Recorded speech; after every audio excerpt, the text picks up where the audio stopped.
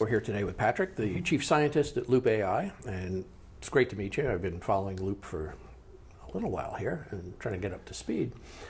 One of the things that kind of interested me in starting to research the whole machine learning area, there's so many companies out there right now that are struggling to differentiate themselves. But you seem to have taken a pretty cool approach. Can you take us through it a little bit in terms of what the company is doing, what you're offering at this point? Sure. So our aim is to do what we call human capacity cognitive computing. And by human capacity, I'm sort of singling out the things that make the human communication system distinct from what you might see in the animal kingdom and that kind of thing. And so humans have a facility with three different things that you don't typically see in other communication systems, and that's multimodal communication. Meaning we can use our hands and gestures, and I could take a broom handle and have it mean something in a conversation that could substitute for a verbal symbol or something like that. So we're very good at that.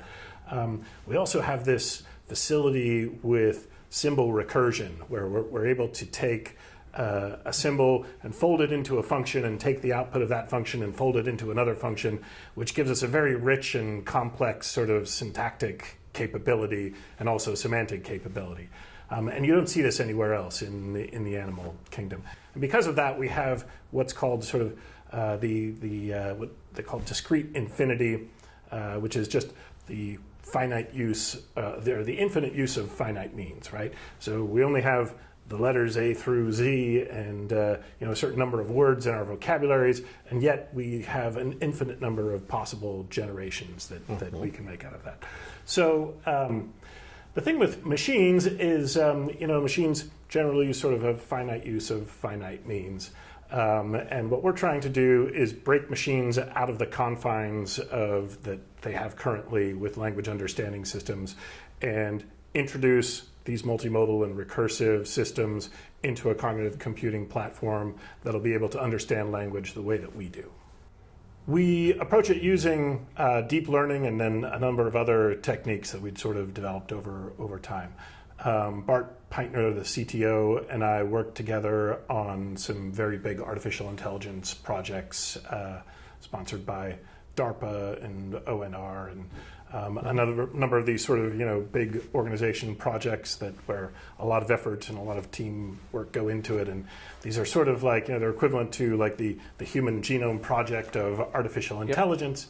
And so when we started doing what we were doing here, we were kind of looking at all of the other things that we could do and what other people were doing, and we really wanted to take, as opposed to the Human Genome Project, sort of this Craig Venter approach of let's see how we can streamline things down and get the same amount of bang as you would get from these large projects, but with a lot less buck. And so we started doing research in 2012 and really thinking about these things, and over the past couple years developed this cognitive computing platform that we're using now. We focus on shining light on what we call dark data, okay? And there are lots of companies out there that have this dark data. You have, documents, financial documents or corporate documents or whatever.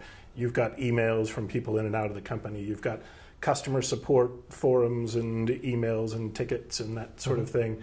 There's lots of language and text data out there that companies have, and they know that there's good stuff in there, but either you've got to pay somebody to read it, or you have to use some kind of natural language processing approach that is going to try to understand the nature of what's going on in your data.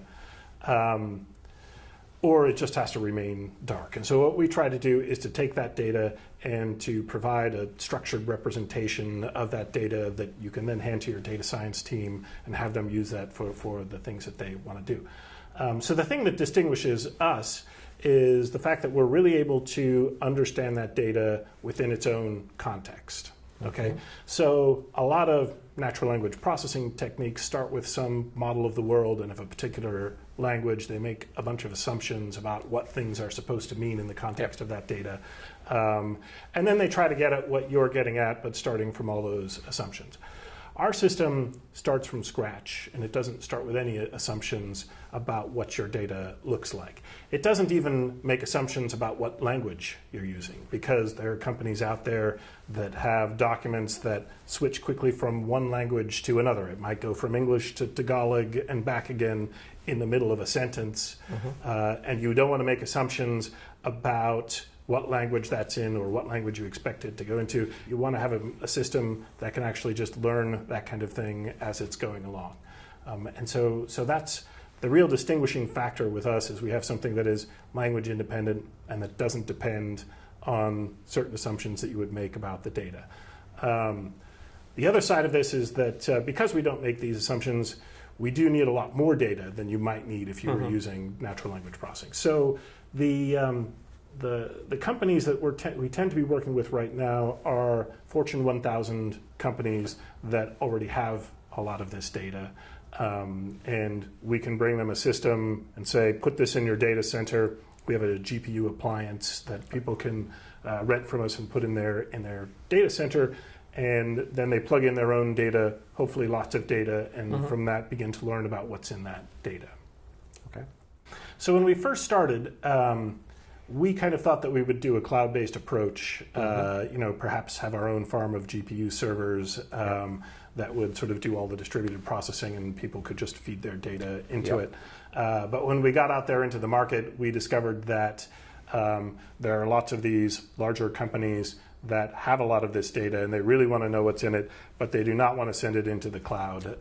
They would rather keep that data in their own data centers. And because of that, we started talking with NVIDIA, and we got a partnership going with them where we have a GPU sort of appliance solution that we can just provide to people at will.